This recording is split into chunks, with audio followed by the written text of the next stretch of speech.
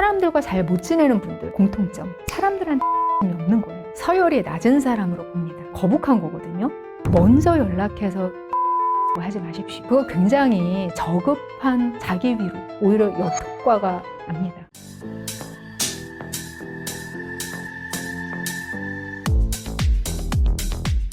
안녕하세요. 뷰인사이드 구독자 여러분. 저는 책을 쓰는 작가 남인숙입니다.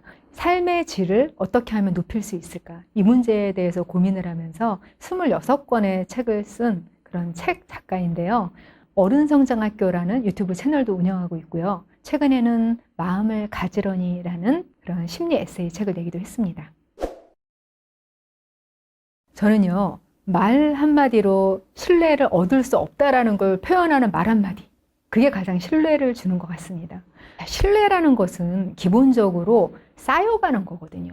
그 성질 자체가 무언가가 팩트나 아니면 근거가 쌓여야만 신뢰를 얻을 수 있는 겁니다. 근데 그렇게 쌓인 게 없는 상태에서 저를 믿어주세요. 이런 식으로 말을 하는 사람이야말로 정말 신뢰를 받을 수 없습니다. 그렇기 때문에 만약에 멘트를 그냥 딱 이야기를 하자면, 자, 내가 여기까지는 보여드릴 수 있으니 앞으로 차근차근 신뢰를 쌓아 나갑시다. 이런 종류의 메시지를 전달할 수 있는 사람, 이런 사람이 사실은 현업에서 가장 신뢰받는 사람입니다.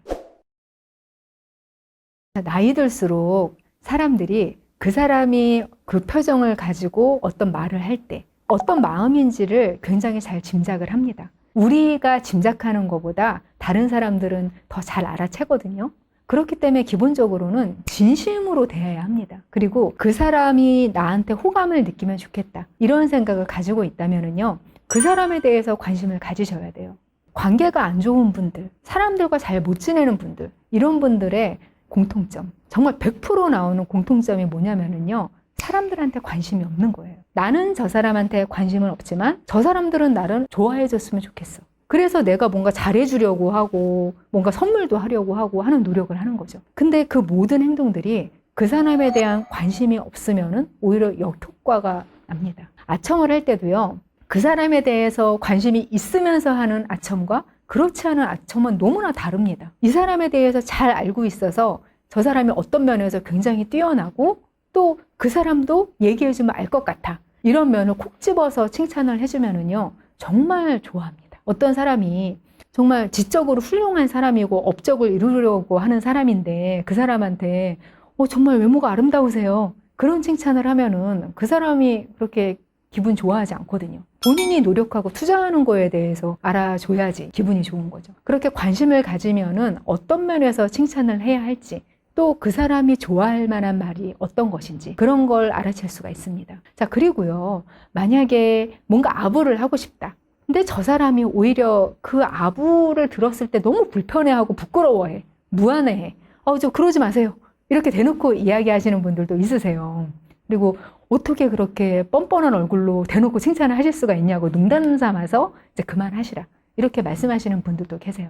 그런데 한 가지 예외가 있는데요, 그 주변 사람을 칭찬하는 것은 좀 선을 넘으셔도 됩니다. 특히 그 사람이 뭔가 자녀가 있다? 그러면은 그 자녀에 대한 작은 정보를 이 사람이 흘렸어요. 그러면은 그거에 대해서 마구 칭찬을 한번 해보는 겁니다.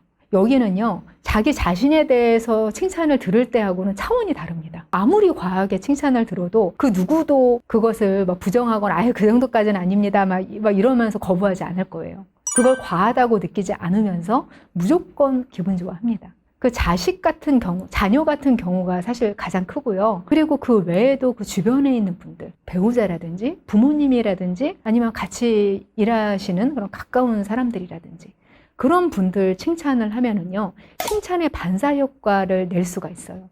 자, 조명도 너무 직접적으로 이렇게 들어오면은 오히려 역효과가 날 수 있죠. 그냥 그대로 반사시켜버리면서 이 사람 이목구비가 막 이렇게 흐트러지거나 해서 더 별로이게 보일 수 있는 그런 조명도 있어요. 하지만 반사시켜서 은은하게 비춰주면은, 자, 여배우 반사판 유명하잖아요. 그게 사실은 그 배우가 가장 아름다워 보이는데 가장 효과적인 방법이라고들 하더라고요. 그래서 그 한번 몸값 비싼 여배우들이 나온다 이러면은 막 반사판을 스태프들이 막 3개씩 받쳐가면서 그렇게 하고 있는 모습도 돌아다니고 그런 걸 본 적이 있거든요. 칭찬은 반사판으로 하시는 겁니다. 그렇게 하시면 좀 더 품격 있는 아부를 하실 수 있지 않을까 그런 생각이 들고요. 그쯤 되면은요, 실상 아부가 아니라 그 사람을 진심으로 생각하는 게 될 수도 있겠죠. 자, 이런 사람들은요, 어떤 사람이 잘했을 때, 그리고 잘 되었을 때, 그럴 때는 그럴 줄 알았어, 이런 톤으로 이야기를 하고요. 반대로 이 사람이 뭔가 실수하거나 잘 안 됐을 때, 그럴 때는 그럴 수도 있지, 이렇게 담담하게 이야기를 합니다. 여기서 그 사람이 소통을 얼마나 품격 있게 하는지가 사실 드러나는 거더라고요. 모든 그 아부들은 이 사람의 본질에 멀게 느껴지기 때문에 그게 거북한 거거든요. 근데 이 사람의 성공을 당연하게 생각할 수 있는 사람, 그런 사람 귀하거든요. 이 사람이 가지고 있던 그 잠재력을 알아주는 그런 사람이었다. 이런 것들이 굉장히 이 사람한테는 뿌듯한 거예요. 듣는 사람 입장에서는. 칭찬은 그런 식으로 할 수 있어야 되고요. 그럴 줄 알았다, 이렇게 말을 하려면은요, 이거 하나만 끝나는 게 아니라 이 사람을 지금까지 관찰해 오면서 느꼈던 장점들에 대해서도 몇 마디 얹어줄 수가 있게 되는 거죠. 그러면은 그게 이 사람 입장에서는 가장 큰 칭찬, 그런 것이 되는 거고요. 만약에 주변에 안 좋은 일을 겪은 사람이 있다, 그러면 먼저 연락해서 위로하려고 하지 마십시오. 그거 굉장히 저급한 자기 위로, 그렇게 오해받을 수도 있습니다. 나는 이 사람 생각해서 무슨 소문을 듣고 이 사람한테 연락을 해서 얼마나 힘이 들어, 뭐 이런 식으로 그렇게 얘기를 하는 게 저 사람을 돕는 일이고 위로를 주는 일이라고 생각을 할 수가 있지만, 그 전화를 받는 사람, 그 연락을 받는 사람 입장에서는 그런 사람들이 많거든요. 사실 굉장히 안 좋은 이야기를 내 입으로 설명을 해야 하는 그런 상황을 계속 겪게 만드는 거예요. 사람의 심리라는 거는요, 과거에 안 좋은 일이 있었다, 안 좋은 경험, 이런 것들이요, 말로 다시 표현을 할 때, 그때 그 과거의 감정을 똑같이 다시 느끼게 된다고 합니다. 그리고 심지어 120%, 140% 이런 식으로 그 고통이 배가 된다고 해요. 나쁜 경험을 내 입으로 이야기할수록 점점 그 고통이 커지는 거예요. 자, 이런 고통을 그 사람한테 준다고 생각을 해보세요. 만약에 그 사람이 먼저 이야기를 한다, 좀 마음을 털어놓고 싶어 하는 것 같다, 그래서 안 좋은 이야기를 한다, 그러면은요, 그런 일이 있을 수 있지, 네가 실수를 했지만 그래, 그럴 수 있지, 고생했다, 이런 정도의 반응, 이게 사실은 가장 품격 있는 위로가 될 수 있는 거죠. 그 사람이 말하고 싶은 것까지 좀 이끌어내고, 여기 귀를 열어서 들어줄 수 있는 귀가 있다, 이 정도만 표현하는 것만으로도 충분합니다, 사실은. 그리고요, 대화할 때 이 사람의 눈을 바라보면서 말할 수 있는 것, 이것도 은근히 그 사람이 좀 품격 있는 사람으로 보이게 하는데 아주 중요한 역할을 합니다. 특히 우리 한국 사람들, 눈 똑바로 보면서 이야기하는 거 굉장히 서로 부담감을 느낍니다, 사실은. 너 왜 그렇게 눈을 똑바로 뜨고서 얘기를 하는 거야? 이런 비난을 들으면서 윗사람한테 혼난 경험도 있고, 뭐 그렇죠. 눈을 그렇게 동그랗게 뜨고 얘기를 하니 막 그러면서 마음이 또 이렇게 나빠지기도 하고, 그런 경험들이 계속 여기저기서 반복돼서 나오는데요. 자, 여기 제가 하나 팁을 좀 드릴게요. 눈을 보면서 대화를 해야 그 사람한테 신뢰감이 가고 이 사람이 총명해 보입니다.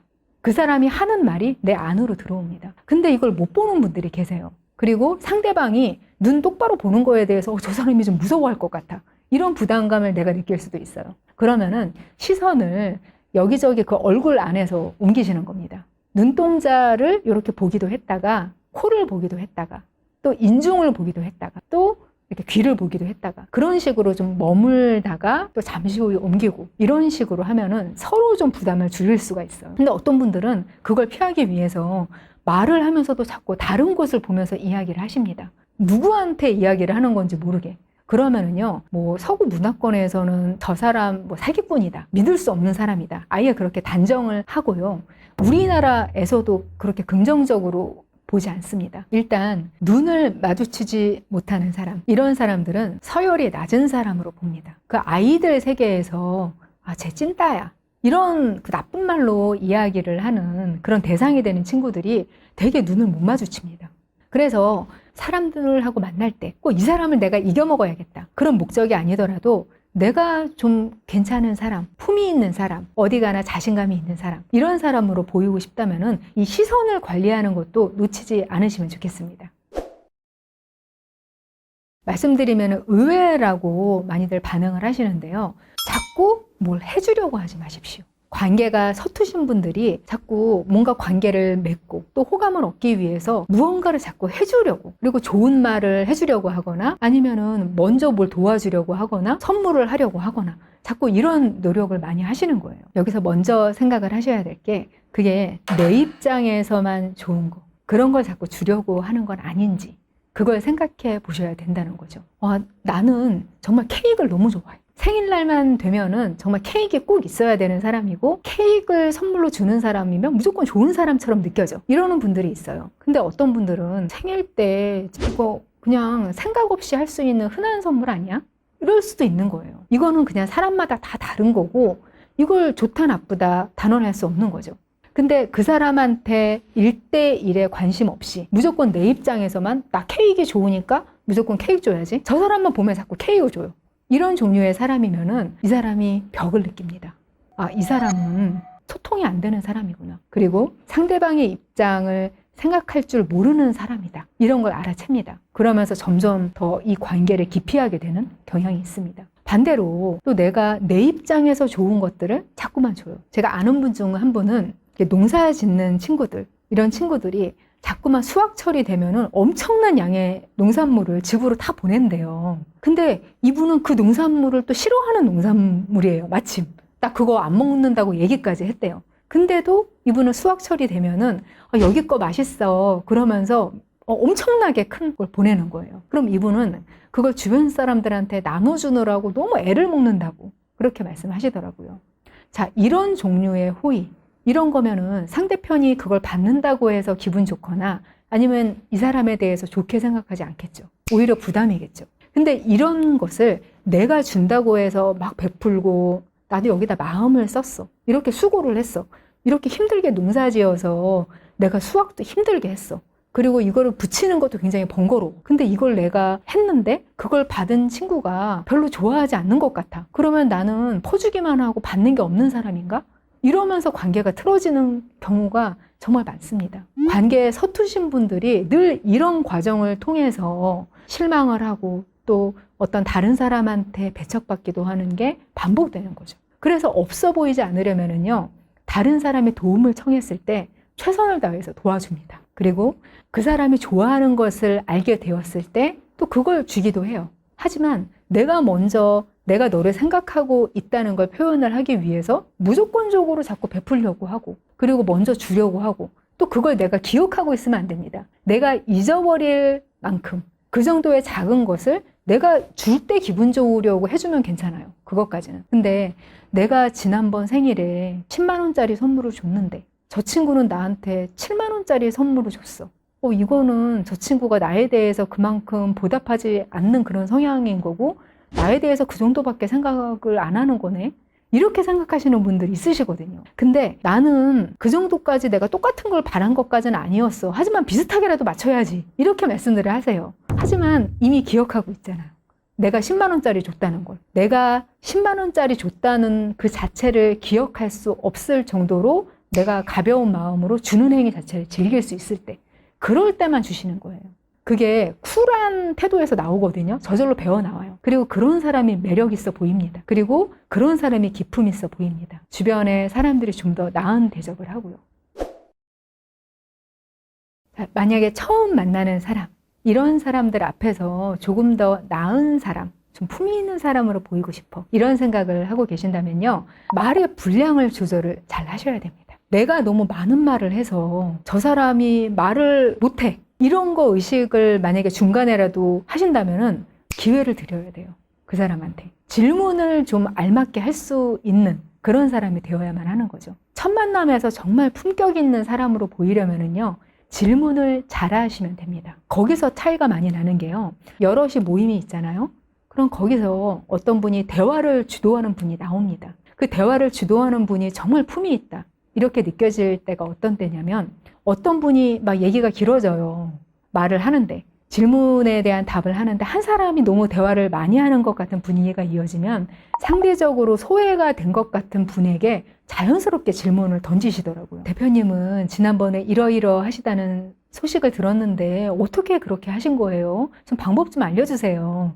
이런 식으로 자연스럽게 넘기면서 그분이 말을 할 수 있게 분위기를 조성을 하시더라고요. 이런 게 1대1의 만남에서도 다 적용이 됩니다. 그 사람이 얘기를 했을 때 거기서 단서를 찾는 거예요. 그래서 거기서 이 사람이 자기 표현을 할 수 있을 만한 그런 단서에 대한 질문을 던지는 겁니다. 와, 그런 취미가 있으시다고요? 와, 그런 회사를 운영을 하고 계시다고요? 와, 요즘 그 업계가 굉장히 호황이라고 들었는데 어떻게 거기서 그렇게 이어나가고 계세요? 이런 방법은 또 어떻게 하고 계신 거예요? 이런 식으로 질문을 할 수 있다면 그 사람도 본인이 말할 수 있는 기회를 이 사람이 준 거잖아요. 그 사람이 굉장히 기품 있는 사람이라는 걸 무의식적으로 알게 됩니다. 어색한 사이라고 하면은 되게 처음 만나는 사이겠죠? 대체로. 자, 어떤 모임이나 자리에 초대받아서 갔는데 옆에 있는 사람이 모르는 사람이에요. 근데 가만히 대화를 아무것도 안 하고 있기에는 너무 서로 어색해요. 뭔가 아이스 브레이킹이 필요한 그런 상황일 때. 그럴 때 굉장히 곤란해 하시는 분들이 많으시고 어떤 화제를 꺼냈을 때 그 어색한 분위기를 좀 타개할 수 있을까요? 벗어날 수 있을까요? 이렇게 많이들 궁금해 하시는데요. 그게 단서입니다. 우리가 이렇게 여기 와 있는 이유를 화제로 한번 생각을 해보는 겁니다. 만약에 공통으로 알고 있는 지인이 초대를 해서 여기 와 있는 거다. 얘는 고등학교 때 친구, 얘는 대학교 때 친구. 그런데 같이 생일 파티에 와 있는데 주인공은 어디 가고 없고 둘만 앉아 있는 상황이라고 생각을 해보세요. 그러면 서로 처음에는 어색하겠죠. 하지만 여기 와 있는 이유가 뭐예요? 공통으로 알고 있는 그 친구. 그게 공통 화제죠. 그러면 그 친구를 제물로 삼으시면 돼요. 화제의 제물. 이럴 때 말을 꺼내기에 가장 좋은 첫 멘트는 뭐냐면요. 여기 어떻게 오셨어요? 아무개하고는 어떻게 아는 사이신가요? 이런 식으로 얘기 꺼내면 할 말이 있겠죠. 저는 이 친구하고 저 대학 동창이에요. 같은 과 친구였어요. 뭐 이런 식으로 얘기를 한다든지, 그러세요? 저는 고등학교 때 친구였는데요. 뭐 이런 식으로 시작을 하면은 와, 이 친구 정말 대학에서 뭐 활동도 열심히 하고 그러는데 고등학교 때도 이랬나요? 뭐 이런 식으로 얘기하다 보면 한도 끝도 없이 첫 이야기가 나오죠. 그러면은 그걸 통해서 어색함이 깨어지고 거기서 또 화제가 확장이 되겠죠. 지금 뭐 하는 사람인지, 또 지금 관심 있는 분야는 뭔지, 또 한 달이 더 건너니까 또 아는 사람이 있어. 그러면 또 그 공통점을 찾아서 이야기가 확장될 수 있는 거죠. 그렇게 어색한 사이에서는요. 공통 화제라는 거. 이게 굉장히 키워드가 됩니다. 근데 그 공통 화제가 뭔지 그냥 얼굴 보자마자 알 수 없으니까 여기 온 이유를 서로 물으면서 실마리를 찾아 나가는 거. 그게 사실은 가장 직관적이고 쉬운 방법입니다. 우리가 품위 있게 대화를 하는 방법. 이러면은 보통 화법에만 관심을 많이 가지세요. 어떻게 하면 말을 재미있게 할 수 있을까요? 그러면서 농담 같은 그런 거 수집을 하시는 거예요. 요즘 뭐가 유행인데 뭐 이런 말이 있어. 와, 나 이거 봤는데 너무 웃겼어. 그 얘기를 내가 전해줘야지. 이런 식으로 어떤 그 관계를 주도를 하고 저 사람을 웃기거나 그러면은 그 관계가 굉장히 괜찮아지고 내가 말을 잘하는 사람 그리고 좀 서열이 높은 사람처럼 보일 수 있다는 그런 생각을 많이 하시는 것 같아요. 근데 사실 정말로 품격 있어 보이는 사람들은요, 듣는 태도에서 드러납니다, 사실은. 어떤 분이 굉장히 조용한 분이 있으셨어요. 근데 단순히 가만히 앉아서 상대방 말을 듣는 것이 아니라 굉장히 리액션을 잘 하시는 거예요. 적재적소에 굉장히 이렇게 호응도 잘 하시고, 그리고 질문도 잘하고, 이런 분이었어요. 나중에 그분이 강의를 하신다고 해서 그 강의를 들으러 간 적이 있거든요. 근데 정말 깜짝 놀랐습니다. 그렇게 말을 잘하는 분인 줄 몰랐던 거예요. 그냥 듣기만 하고 있기 때문에 본인이 그렇게 말빨이 떨어진다라고 생각하는 건 아닐까. 그렇게 오해를 하고 있었던 거죠. 근데 이분은 알고 보니까 본인이 굉장히 유창하게 말을 잘하는 사람임에도 불구하고 듣는 태도를 본인이 조절을 하고 있었던 거예요. 그 자리에서 이분이 말을 별로 안 하고 있지만 그렇게 서열이 낮아 보이는 이미지가 아니었거든요. 그게 말을 굉장히 잘 알아듣고 듣고 있다는 표시를 적재적소에 하고 끝까지 듣고 이런 태도가 그 사람이 굉장히 교육을 잘 받은 사람이고 또 다른 사람하고 소통을 할 때 노력을 하는 사람이구나. 그런 걸 배운 사람이구나. 이런 이미지를 사실은 줬던 거죠. 만약에 대화를 통해서 좀 더 품격 있는 사람이 되고 싶다. 이러면은요, 상대방의 말에 집중하십시오. 보통 이 관계에서 없어 보이는 사람들이 어떤 특징을 보이냐면은 상대방의 말을 제대로 듣지 않고 내가 할 말에 대해서만 생각합니다. 상대방이 말을 하고 있는 동안에 여기서 어떤 생각이 돌아가고 있냐면 저 말 끝나면 나는 그 말에 대해서 이렇게 대답해야지 하면서 그 내용을 머릿속에서 이렇게 구상을 하고 있어요. 그러면서 거기에 집중하고 있지 않은 거죠. 근데 우리가 일상생활에서는요, 상대방 말이 끝났을 때 바로 내 얘기를 그렇게 치고 들어가서 얘기를 할 필요가 없습니다. 자, 우리 유튜브에서 다른 사람들이 얘기를 하거나 그럴 때 이 사람이 얘기하면 바로 이 사람이 얘기하고 숨 쉴 시간도 없죠. 그거 화면으로 보면 지루하기 때문에 편집이 되는 거예요. 우리 일상생활에서는 그 틈이 있어도 되거든요. 상대방 말을 끝까지 지긋하게 들으시고요. 그리고 내가 할 말을 그때부터 생각해서 조금 천천히 반응하셔도 돼요. 자, 예능 토크쇼 같은 데서 보면은요, 많은 분들이 그 출연자들이 바로 반응을 하고 다음 말 치고 들어가야 됩니다. 근데 일상생활에서는 그렇게 하시면 품위가 없어 보여요. 끝까지 듣는 습관. 그리고 그냥 단순하게 입만 다물고 저 사람이 말을 하게 내버려 두는 게 들어주는 게 아닙니다. 자, 리액션을 우리가 할 때 그 사람 말 끝났을 때 그렇지, 맞아 이렇게 기계적으로 리액션 하시는 분들이 있어요. 근데 그걸 좀 많은 사람을 상대해 보신 분들이 그렇게 리액션 하시는 분들이 굉장히 없어 보인다, 이렇게들 얘기를 하시더라고요. 그냥 상대방한테 그냥 내 간을 빼고 맞춰주려고 너무 애쓰는 것처럼 보인다는 거예요. 근데 실제로 말을 들어주고서 아주 알맞은 적확한 반응을 보이는 사람은 드물거든요. 한번 듣는 훈련을 먼저 해보시는 거. 그게 품위 있는 대화법에서 가장 높은 레벨이라는 거. 그걸 좀 알아두시면 굉장히 편하실 겁니다. 저는 이걸 궁금해 하시는 분들에게 이렇게 간단하게 말씀드려요. 망고 같은 사람이 되세요. 이렇게 말씀을 드려요. 제가 예전에, 아주 오래전에 망고라는 열대 과일을 처음 맛봤을 때, 그때 경험을 잊지 못하거든요. 와, 정말 너무 달콤한 향기가 나요. 그리고 그 숙성된 과육이 너무나 물렁물렁해서 정말 이게 만지면 그대로 물크러져서 보통 과일처럼 깎을 수가 없더라고요.